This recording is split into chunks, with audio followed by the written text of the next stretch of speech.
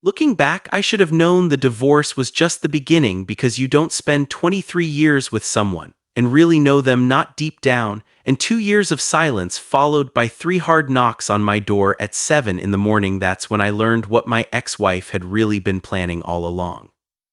My name is Daniel Dixon, but everyone calls me Dan, and I'm 60 years old. And for 32 years I operated chemical processing equipment at the Hartwell Industrial Complex outside Fort Worth, Texas. And it was a good union job with a steady paycheck, the kind of work that let me raise a daughter and buy a house. And I retired 18 months ago with a decent pension, thinking I'd finally earned some peace and quiet, but I was wrong.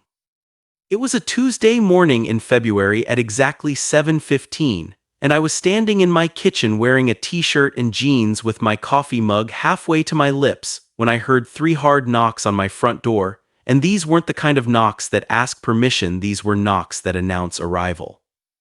I opened the door to find 2 detectives on my porch with county sheriff badges catching the weak winter sunlight, and behind them I could see my neighbor Mrs. Patterson's curtain moving, and across the street old Henry Wilcox was suddenly very interested in checking his mailbox, even though the mail doesn't come until afternoon.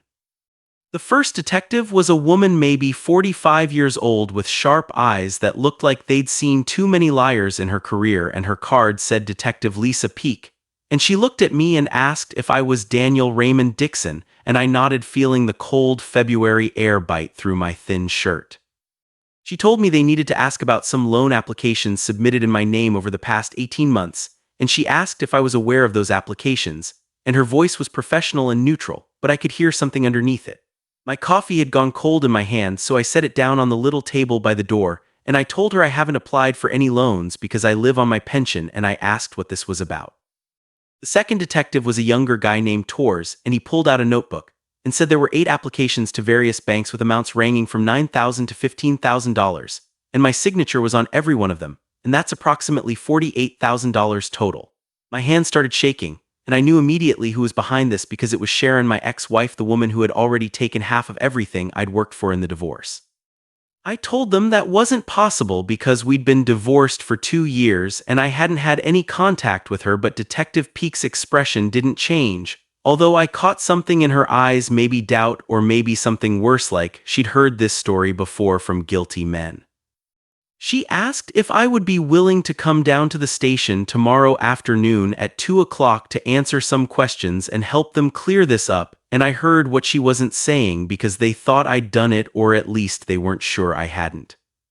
I agreed to come, and they thanked me and handed me a card and walked back to their unmarked sedan, and I stood in my doorway until they pulled away, conscious of every pair of eyes on the street watching me, and Mrs. Patterson wasn't even pretending anymore because she was right there in her window with a phone already pressed to her ear. I closed the door and leaned against it, and my rental house, which was small and drafty but mine, suddenly felt like it was closing in around me. Before I could even collect my thoughts, I heard footsteps on my porch, and my neighbor Frank Richardson from 2 houses down didn't bother knocking, because he just opened the screen door and stuck his head in and asked if I was okay. Frank was 64 years old and a retired state trooper with 30 years under his belt, and he was built like a fire hydrant with gray hair cut military short, and he was the kind of man who could read a situation in seconds.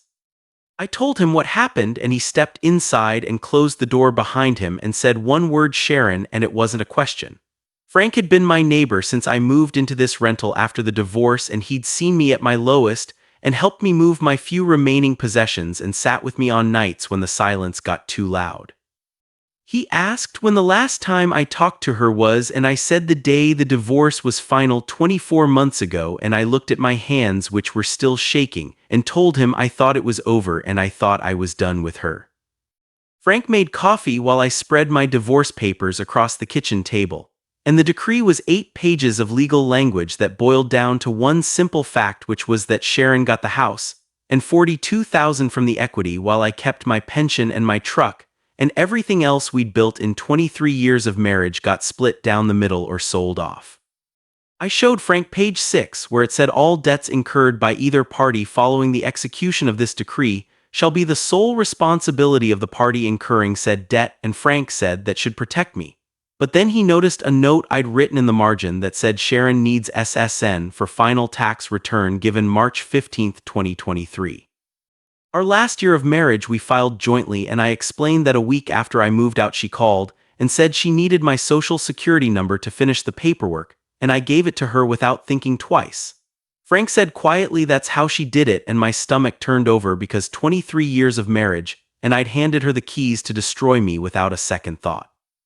Frank told me he'd made some calls and used some old contacts, and he pulled out a folded paper which was Sharon's credit report that he got from a guy who owed him a favor. Sharon's credit score had tanked after the divorce from 710 to 520 in 6 months, with inquiry after inquiry all denied. And Frank explained she couldn't get loans in her own name anymore, so she started using mine, and he pointed out the timing because it all started exactly when her credit died, and that's not coincidence, that's desperation. The next day at Detective Peake's office, I sat across from her desk looking at photocopies of loan applications, and she pointed out that the signature was close enough to fool a bank, and a notary named Rachel Perkins had verified my identity, saying she met with me personally. I told her I'd never met anyone named Rachel Perkins, and she leaned back studying me and asked me to help her understand how I had zero knowledge of $48,000 in loans taken out in my name over 18 months.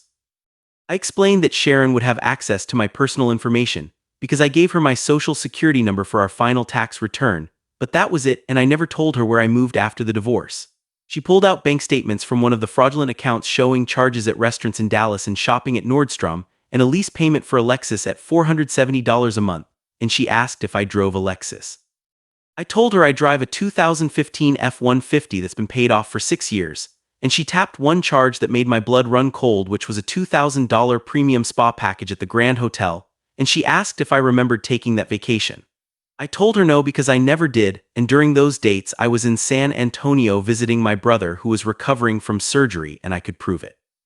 She said what concerned her was that this looked like possible conspiracy with me and my ex-wife working together, then me claiming fraud when the debt got too high, and I told her I understood how it looked, but I was telling the truth because I didn't know about any of this until she knocked on my door. She told me not to leave Fort Worth because they'd be in touch. Few days later things got worse because a reporter from the Fort Worth Telegraph called asking about the fraud investigation and mentioned that Sharon had filed a restraining order against me, claiming I'd been calling her and threatening her and stalking her residence. I told him those accusations were completely false because I hadn't contacted her once in 2 years, but he said she had phone records showing multiple calls from my number. That night Frank told me Sharon was spoofing my number and boxing me in to make it harder for me to defend myself. And he showed me what he'd found on Brett Hoffman, who was Sharon's boyfriend and a city councilman who was married with 2 kids and ran on family values. Frank showed me that Hoffman had bought a lake house 3 months ago for $340,000 cash with no mortgage, and the timing was right in the middle of when the fraudulent loans were being taken out. And Frank pointed out that a city councilman making $65,000 a year with 2 kids in private school and 2 car payments couldn't afford that kind of purchase. The letter from the Texas State Pension arrived on a Friday morning informing me that due to the ongoing criminal investigation, my monthly pension distributions were being temporarily suspended pending resolution of the matter. The pension was all I had, with $1,600 a month covering my rent and utilities and food and medication for blood pressure, and without it I had maybe 3 weeks before I'd be on the street. Then the bank called about a truck loan, saying I was 3 months past due on payments for a $12,000 loan taken out against my 2015 F-150 8 months ago, and if they didn't receive payment within 10 days they'd begin repossession proceedings.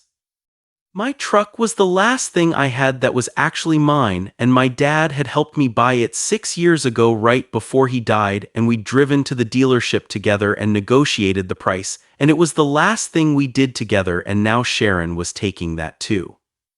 Frank found the notary Rachel Perkins, who worked out of a UPS store, and she admitted that a woman matching Sharon's description had paid her $200 cash to stamp documents without verifying anything, and Frank got her to write a statement. My daughter Emily finally called me back, and she was upset because Sharon had called her first and told her I was in trouble with the police, and trying to blame her for loans I took out, and that I'd been calling Sharon and threatening her.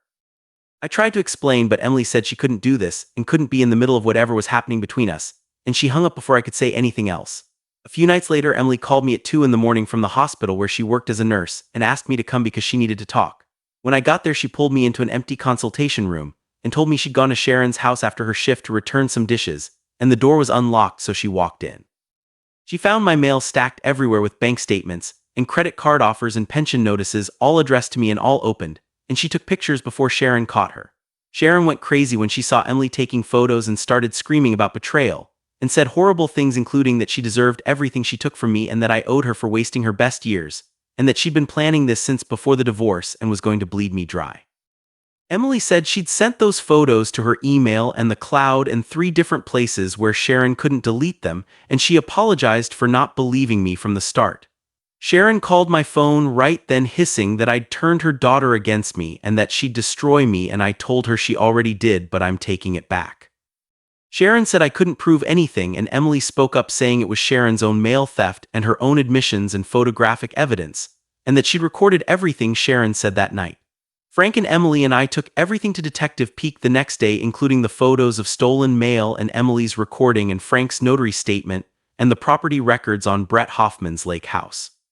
Peak studied the documents and then looked at me and apologized, saying she owed me one because when the case first came across her desk, she thought I might be involved since she'd seen too many cases where ex-spouses work together, then turn on each other when things fall apart. She said she was bringing Sharon in for questioning and having a conversation with Hoffman, because if he'd been benefiting from stolen funds that made him an accessory.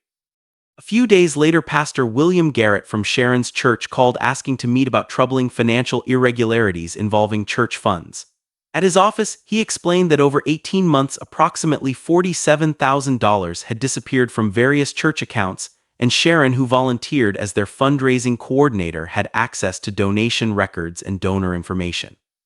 He also found credit card applications for several elderly church members who were people that trusted Sharon to help them with their finances through the care ministry. He told me Sharon had stood in his pulpit 3 weeks ago and shared her testimony about forgiveness and moving forward after divorce, and the whole time she was stealing from the people sitting in those pews. Detective Peak called to tell me Brett Hoffman had been arrested for conspiracy to commit fraud and accessory after the fact and money laundering, and his political career and marriage were over, and he was looking at 5 to 10 years in prison, and he was willing to testify against Sharon in exchange for a reduced sentence. They brought Sharon in the next morning on multiple counts of identity theft and fraud and embezzlement and elder abuse, and she was looking at 20 to 25 years. They also found evidence she was planning to disappear with a fake passport, an offshore bank account, and plane tickets to Costa Rica, because she was going to drain whatever assets she could and vanish the following month. The trial lasted 3 weeks, and Sharon pleaded not guilty despite the mountain of evidence, and her lawyer tried to paint her as a victim of mental illness and an abusive marriage, but the jury didn't buy it. They heard from the church treasurer about stolen funds, and from 4 elderly victims who trusted Sharon, and from Emily's testimony and recording, and from Brett Hoffman, who testified that Sharon had planned the entire scheme and manipulated him into helping. The jury deliberated for 6 hours and found her guilty on all counts, and the judge sentenced her to 18 years in federal prison, while Brett Hoffman got 5 years for his role. I sat in the courtroom and watched Sharon's face as they led her away in handcuffs, and she looked at me once, and I saw something I'd never seen before in her eyes, which was fear not of prison but fear that she'd finally lost control, and that her manipulations had failed, and that the world had seen who she really was. I felt nothing because there was no satisfaction and no anger and no sadness, just relief that it was finally over. 4 months later, I was standing in my new apartment, which wasn't a rental this time, but a small condo I bought with money from a settlement against the banks that had failed to catch Sharon's fraud. Frank helped me move in the same way he'd helped me move into the rental 2 years ago, but this time felt different because this time felt like a beginning instead of an ending. Emily arrived with lunch, and she'd been promoted at the hospital, and was seeing someone new and looked happier than I'd seen her in years, and she told me she was proud of me because I could have given up, but I fought back. My phone rang, and it was Detective Peak telling me they'd found 3 more elderly victims that Sharon had targeted through the church, and she thanked me because if I hadn't fought back, Sharon would still be out there stealing from vulnerable people. I walked to my balcony where the June sun was warm and the park below was full of families and people just living their normal lives, and I thought about the man I'd been 2 years ago who was broken by divorce and cleaned out financially and believing I'd never recover.